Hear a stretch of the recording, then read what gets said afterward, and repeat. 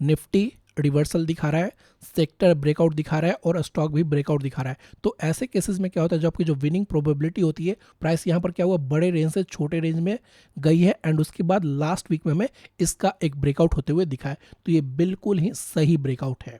हमेशा कोशिश करिए फर्स्ट ब्रेकआउट को पिक करने के लिए, क्योंकि यहाँ पर जो रिस्क है वो मिनिमम होता है और रिवॉर्ड, तो इसमें क्या होगा, जो मैनिपुलेशन है वो काफ़ी आसानी से हो सकता है। बेसिकली दो तरीके से मैनिपुलेशन होता है, पहला पेनी स्टॉक और दूसरा लो वॉल्यूम स्टॉक। हाय एवरीवन, इस वीडियो में हम लोग ये सीखने जा रहे हैं कि किस तरह से ब्रेकआउट स्टॉक को फाइंड आउट करते हैं वीकली टाइम फ्रेम में। और यहाँ पर हम लोग जो हेल्प लेंगे वो है 20 EMA और सुपर ट्रेंड का। तो आप इसको और भी डिफरेंट तरीके से फाइंड आउट कर सकते हैं, लेकिन यहाँ पर जो हम लोग इस्तेमाल करने जा रहे हैं that is 20 EMA and super trend. और जब भी 20 EMA की बात आती है तो इन जनरल आपने देखा होगा 20, 50 एंड 200 ये तीनों सबसे पॉपुलर है, बिकॉज जो 200 है ये आपको लॉन्ग टर्म ट्रेंड बताता है, 50 आपको मिड टर्म ट्रेंड बताता है एंड 20 जो है शॉर्ट टर्म ट्रेंड को बताता है। तो आज हम लोग इसका इस्तेमाल करने जा रहे हैं। सुपर ट्रेंड एक kind of trend following indicator है, जो कि आपको किसी भी स्टॉक का एक ट्रेंड बताता है कि वो किस डायरेक्शन में है। अगर वो ग्रीन है तो अप साइड में है, अगर वो रेड है तो डाउन साइड में है। सिंपल सा कंसेप्ट है। अब देखिए, जब भी आप कोई भी स्ट्रैटेजी सीखते हैं या कभी भी क्रिएट करने की कोशिश करते हैं तो वहाँ पर हमारे पास मल्टीपल सेट ऑफ क्वेश्चन होते हैं कि इसको हम लोग क्यों कर रहे हैं, क्या ज़रूरत है। वैसे ही आप यहाँ पर ये पूछ सकते हैं कि इस स्कैनर की हमें ज़रूरत ही क्या है। तो एक मैंने यहाँ पर सिंपल लाइन ऑफ कोड लिख रखा है कि मुझे ऐसा स्टॉक फिल्टर आउट करके दो जिसका वीकली टाइम फ्रेम में जो प्राइस है वो ग्रेटर देन ₹0 होना चाहिए। सिंपली यहाँ पर मैंने रन बटन पर क्लिक कर दिया एंड यहाँ पर मेरे पास टोटल 2658 स्टॉक आ गए। और आप इसे जब बैक टेस्ट करोगे तो आप यहाँ पर देखोगे जो नंबर ऑफ स्टॉक है वो कंसिस्टेंटली बढ़ते ही जा रहे हैं। तो अगर आप इसे वन बाय वन अगर इसे ओपन करते हो तो काफ़ी ज़्यादा टाइम चला जाएगा। हो सकता है अगर आप बिल्कुल ही नए हो तो हो सकता है आपका 5 से 6 घंटे चले जाए। अब इस टाइम को सेव करने के लिए हम लोग क्या करते हैं, स्कैनर को क्रिएट करते हैं। लेकिन अगर आप एक स्कैनर को क्रिएट कर रहे हैं तो यहाँ पर आपके पास एक प्रॉपर कंडीशंस होनी चाहिए और उन सभी रेड फ्लैग को हटा देना है जब हम लोग स्कैनर को क्रिएट करेंगे। And that is the reason हम लोग यहाँ पर स्कैनर को क्रिएट करने जा रहे हैं वीकली ब्रेकआउट स्टॉक को फाइंड आउट करने के लिए। तो आइए कोड को लिखते हैं, मैं आपके सामने लिखूंगा, जिससे क्या होगा कि आप इसे चेंज भी कर पाएंगे और जो भी आपकी आइडियाज़ है आप उसे लिख भी पाएंगे। थोड़ा सा मेहनत करिएगा, आप बिल्कुल इसे चेंज कर पाएंगे अपने अनुसार। मैं अभी बोल रहा हूँ बिकॉज कई सारे डाउट्स आते हैं कि सर ये स्कैनर क्रिएट करना है। मैं आपको फिर से बोल रहा हूँ, मैं आपके सामने क्रिएट कर रहा हूँ तो आप इसे बहुत ही आसानी से चेंज कर पाएंगे। सबसे पहला जो क्लोजिंग प्राइस है वो होना चाहिए 20 EMA के ऊपर। टाइम फ्रेम हमारा क्या है, वीकली। तो इस लाइन का मतलब ये है कि जो स्टॉक का जो क्लोजिंग प्राइस है वो 20 EMA के ऊपर होना चाहिए। इसके बाद सिंपली मैंने रन बटन पर क्लिक कर दिया और हमारे पास टोटल 1097 स्टॉक आ गए आउट ऑफ 2600। तो ऑलमोस्ट हमने मोर देन 55% एक साथ रिमूव कर दिया है। अब हम लोग क्या है, ऐड करेंगे super trend, close crossed above super trend और ये होगा 10,3। Time frame weekly. देखिए, अगर किसी भी स्कैनर का आप इस्तेमाल कर रहे हैं और उसका टाइम फ्रेम वीकली है तो आप उसे फ्राइडे आफ्टर मार्केट क्लोज और मंडे बिफोर ओपनिंग ही रन करें। In between Monday to Friday से रन ना करें, क्योंकि आपको क्या करना है, पूरा कैंडल को कंप्लीट होने देना है एंड उसके बाद डिसीजन लेना है। अगर वीकली टाइम फ्रेम है मतलब एक बड़ा टाइम फ्रेम है तो रिस्क बड़ा होगा और रिवॉर्ड भी बड़े देखने को मिलेंगे। अगर छोटा टाइम फ्रेम है, लेट से आप 1 मिनट में ट्रेड करो, 5 मिनट में ट्रेड करो, तो यहाँ पर रिस्क भी छोटा होता है और रिवॉर्ड भी आपको छोटे मिलते हैं। एंड इसके बाद मैंने सिंपली रन बटन पर क्लिक कर दिया। अभी तक हमने क्या कोड में लिखा है, पहला प्राइस 20 EMA के ऊपर होना चाहिए, दैट मीन्स कि जो शॉर्ट टर्म ट्रेंड है वो पॉजिटिव होना चाहिए और सुपर ट्रेंड जस्ट रेड से ग्रीन होना चाहिए। Now we have only 52 stocks, तो ऑलमोस्ट हमने 98% को रिमूव कर दिया सिर्फ 2 लाइन ऑफ कोड की मदद से। अब देखिए क्या क्या रेड फ्लैग्स होते हैं और इन सिंपल वर्ड किस तरह से मैनिपुलेशन होता है और आप वहाँ पर फंस जाते हैं। सबसे पहले यहाँ पर मैं क्लोजिंग प्राइस पर क्लिक करूँगा और आप यहाँ पर देख सकते हो 1 rupees, 2 rupees, 3 rupees, 5 rupees, these are penny stock. और पेनी स्टॉक में मैनिपुलेशन काफ़ी एक्सट्रीम लेवल तक हो सकती है, तो हम लोग क्या करते हैं, इसको अवॉइड करते हैं। तो weekly close greater than 20 rupees, आप इसे चेंज भी कर सकते हैं, आप इसे 50 भी लिख सकते हैं, 100 भी लिख सकते हैं, it's all up to you. Run button पर क्लिक कर दिया, now we have 47 stock. Second manipulation volume. अब आप यहाँ पर देखिए 5000, 8000, 9400, 9500, these are low volume stock. तो इसमें क्या होगा, जो मैनिपुलेशन है वो काफ़ी आसानी से हो सकता है। बेसिकली दो तरीके से मैनिपुलेशन होता है, पहला पेनी स्टॉक और दूसरा लो वॉल्यूम स्टॉक। हम लोग क्या करते हैं, जब कोडिंग करते हैं तो उसको रिमूव कर देते हैं। Volume greater than number 5 lakhs, आप इसको चेंज कर सकते हैं अपने अनुसार।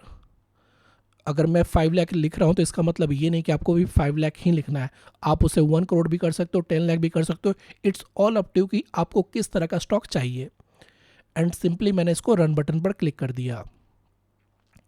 अब टोटल हमारे पास 37 स्टॉक आ गए आउट ऑफ 2652। तो लगभग हमने 98.5% स्टॉक को रिमूव कर दिया है। और जब आप इसे बैक टेस्ट करेंगे तो आपको पता चलेगा कि जो नंबर ऑफ स्टॉक थे हमारे पास काफ़ी कम आते थे, इस वीक में ज़्यादा आए हैं, बिकॉज जो निफ्टी है, ये रहा निफ्टी का चार्ट, पिछले एक वीक में इसने लगभग 6% का रिटर्न दिया है।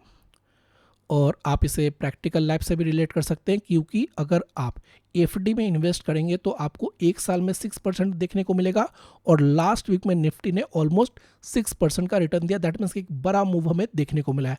दैट इज़ द रीज़न हमारे पास यहाँ पर जो नंबर ऑफ स्टॉक है वो ज़्यादा है, अदरवाइज हमारे पास काफ़ी कम स्टॉक यहाँ पर आते हैं। इसको अब हम लोग कर लेते हैं सेव, और इसको मैं टेलीग्राम चैनल में पोस्ट कर दूंगा। अब आइए कुछ चार्ट ओपन कर लेते हैं on the basis of highest volume. आप इसको अपने अनुसार भी चेक कर सकते हैं। मैं हमेशा हाईएस्ट वॉल्यूम पर ही टारगेट करता हूं। सबसे पहला है ओला इलेक्ट्रिक। यहाँ पर मैंने इसका चार्ट ओपन कर लिया है, और भी कुछ चार्ट ओपन कर लेते हैं। स्कैनर आपके पास रहेगा तो आप इसे बैक टेस्ट भी कर पाएंगे। सबसे पहला है ओला इलेक्ट्रिक। कई सारे लोग इस प्लेटफॉर्म पर नए होंगे तो मैं आपको थोड़ा सा इसके बारे में बता देता हूँ।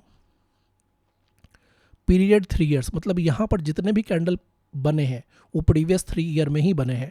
टाइम फ्रेम हमारा वीकली है, date, open price, high price, low price, close, percentage change, और आपको यहाँ पर वॉल्यूम देखने को मिलेगा। अगर आप मुझे कहेंगे कि इसमें ट्रेड करने के लिए, तो मैं कभी भी नहीं करूँगा, बिकॉज ओला इलेक्ट्रिक जो है इसको मैं बहुत अच्छे तरीके से जानता हूँ, क्योंकि मेरा सिर्फ और सिर्फ टेक्निकल ही स्ट्रांग नहीं है बल्कि मेरा फंडामेंटल भी काफ़ी ज़्यादा स्ट्रांग है। तो एक बार मैं आपको थोड़ा सा इसका फंडामेंटल दिखा देता हूँ, मैं ज़्यादा टाइम आपका वेस्ट नहीं करूँगा। ओला इलेक्ट्रिक एंड यहाँ पर क्वार्टर्स ग्रोथ। तो यहाँ पर क्या हो रहा है कि कंपनी एक समय ऑलमोस्ट 1600 प्लस करोड़ का बिजनेस कर रही थी, अब वो सिर्फ और सिर्फ 470 करोड़ का ही बिजनेस कर रही है। जो ग्रोथ है वो निगेटिव नंबर में है, तो कभी भी मैं ऐसे स्टॉक को टच नहीं करूँगा। एंड कोई इसके बारे में पूछ भी नहीं सकता मेरे से, जितने भी मेरे स्टूडेंट हैं, बिकॉज ये हमारे स्कैनर में कभी भी नहीं आएगा। हम लोग हमेशा हाई ग्रोथ स्टॉक पर ही फोकस करते हैं। दूसरी बात, जो कंपनी है वो लगातार लॉस पोस्ट कर रही है, मतलब क्या हो रहा है, जो लॉस है पिछले 3 क्वार्टर से लगातार बढ़ते जा रहे हैं, तो इसमें मैं कभी भी ट्रेड नहीं करूंगा। बात कर लेते हैं टेक्निकल चार्ट की। तो यहां पर देखिए समवेयर हियर, ये वाला रेंज ऑलमोस्ट 4 वीक कितना होता है, 1 मंथ, यहां पर ब्रेकआउट आया था। अगर आप इस कैंडल पर ट्रेड लेते तो वो बिल्कुल ही सही था, क्योंकि वहां पर रिस्क काफ़ी ज़्यादा कम था। अभी अगर आप ट्रेड लेंगे और अगर आप इसके हाई के ऊपर अगर ऑर्डर प्लेस करने की कोशिश करेंगे तो आपका जो रिस्क होगा वो ऑलमोस्ट 25 रुपीज़ का होगा, और स्टॉक का प्राइस है 45, दैट इज़ मोर देन 50%। तो ये बिल्कुल भी सही नहीं है, क्योंकि मैं आपको हमेशा कहता हूँ रिस्क हमेशा से आपके हाथ में।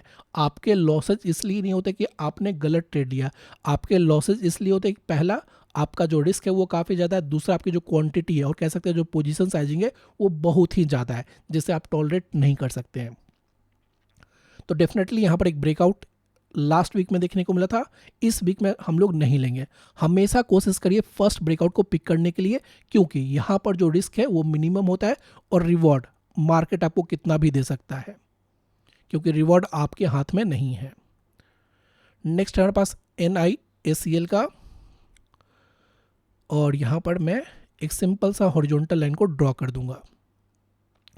तो अगर आप इन तीनों को कंबाइन करेंगे तो काइंड ऑफ इसने मॉर्निंग स्टार बना रखा है, लेकिन अगेन सेम बात यहाँ पर भी आएगी कि जो रिस्क है वो काफ़ी ज़्यादा है, ऑलमोस्ट 170 से 120, ऑलमोस्ट 50 रुपीज़ का। तो लगभग ये 33% के पास आ रहा है, और आपको सभी स्टॉक में ऐसे ही देखने को मिलेगा। रीजन बहुत ही सिंपल सा कि जो निफ्टी है उसने एक वीक में 6% का रिटर्न दिया, तो एक बहुत बड़ा मूव हमें देखने को मिला है। दैट्स द रीजन जो कैंडल्स आ रहे हैं वो बहुत बड़े आ रहे हैं। तो यहाँ पर भी स्टॉक बिल्कुल सही है, लेकिन कुछ चीज़ें ध्यान रखिएगा कि जब भी आप ब्रेकआउट स्टॉक में ट्रेड कर रहे हैं तो उसके जस्ट पास में कोई भी रेजिस्टेंस नहीं होना चाहिए। तो यहाँ पर आप नोटिस करेंगे जो ऊपर में इसके पास स्पेस है जो लगभग 10 to 15 रुपीज़ का ही है, और रिस्क आपके पास काफ़ी ज़्यादा है। आई एम नॉट सेइंग कि इसको ब्रेक ये नहीं करेगा, ऐसा मैं बिल्कुल भी नहीं करा। अगर मार्केट बुलिश है तो उसमें कोई भी रेजिस्टेंस नहीं होता, अगर ओवरऑल बीडिश है तो उस समय कोई भी सपोर्ट नहीं बचते हैं। अगर मार्केट बुलिश रहता है तो ये बिल्कुल ही इसको ब्रेक करके ऊपर चला जाएगा। बट राइट नाउ यहाँ पर जो अप साइड में मेरे पास जो मतलब पॉइंट्स आ रहे हैं वो बहुत ही कम है, तो मैं इसको अवॉइड करने की कोशिश करूँगा। नेक्स्ट है मेरे पास HFCL, बिल्कुल ही बेहतरीन ब्रेकआउट। अभी मैं बताता हूँ क्यों। जितने लोग स्टेज 2 ब्रेकआउट करते हैं उनके लिए सबसे बेहतरीन स्टॉक है। यहाँ पर क्या हो रहा है, ध्यान से देखिएगा। प्राइस एक बड़े रेंज से छोटे रेंज में जाती है, that is called price contraction. और आप इसका रियल लाइफ एग्जांपल भी देख सकते हो, जैसे कि स्प्रिंग होता है। पहले एक जेटर का पेन आता था और उसमें स्प्रिंग होता था, तो स्प्रिंग का क्या कि जैसे आप उसको कंप्रेस करेंगे और छोड़ेंगे तो उतना ही तेज़ी से ऊपर जाता है। यहाँ पर भी कुछ आपको उसी प्रकार से देखने को मिल रहा है। प्राइस यहाँ पर क्या हुआ, बड़े रेंज से छोटे रेंज में गई है, एंड उसके बाद लास्ट वीक में हमें इसका एक ब्रेकआउट होते हुए दिखा है। तो ये बिल्कुल ही सही ब्रेकआउट है।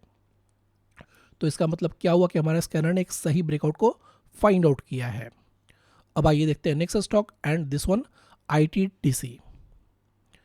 सिंपल सा एक हॉरिजॉन्टल लाइन, रिस्क बहुत ज़्यादा है, मैं अभी बता रहा हूँ जो रिस्क है अभी बहुत ज़्यादा है, लेकिन यहाँ पर और भी चीज़ें आप नोटिस कर सकते हैं।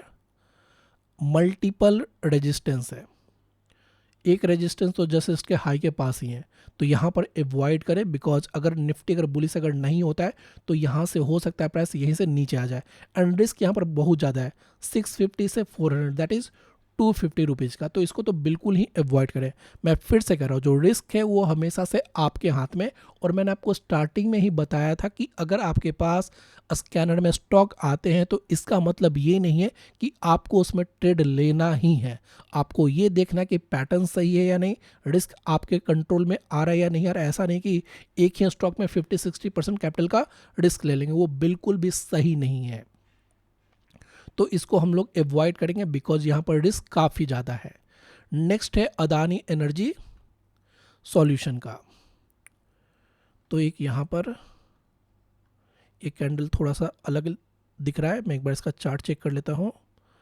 ओके, तो ये कैंडल है 11 अप्रैल का, दैट इज़ सैटरडे। तो इसको हम लोग क्या करेंगे, दूसरे में ओपन कर लेते हैं, बिकॉज सैटरडे को मार्केट ओपन नहीं है। तो यहाँ पर देख लेते हैं, क्योंकि इसने काफ़ी बेहतरीन ब्रेकआउट दिया है, क्योंकि जितना पावर सेक्टर है वो सभी में काफ़ी अच्छा हमें मूव देखने को मिल रहा है। तो ये एक बिल्कुल ही सही ब्रेकआउट है। अगर आप इसे ध्यान से देखेंगे तो आपको पता चलेगा कि इसने दिया है एक अगस्त 24 के बाद, दैट इज़ मल्टी ईयर का ब्रेकआउट। तो ये यहाँ पर आपको बिल्कुल ही एक सही ब्रेकआउट देखने को मिल रहा है।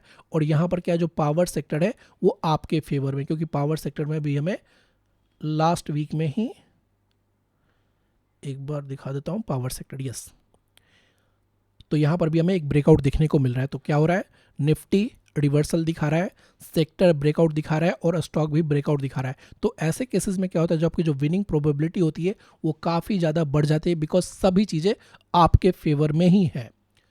अब देखिए आपको क्या करना है, सबसे पहले मिनिमम 6 मंथ का बैक टेस्ट करना है, एंड पहले तो स्टॉक भी कम थे, एंड 3 मंथ का फॉरवर्ड टेस्ट। जब तक रिजल्ट पॉजिटिव ना आए तब तक 1 रुपया भी नहीं लगाना है।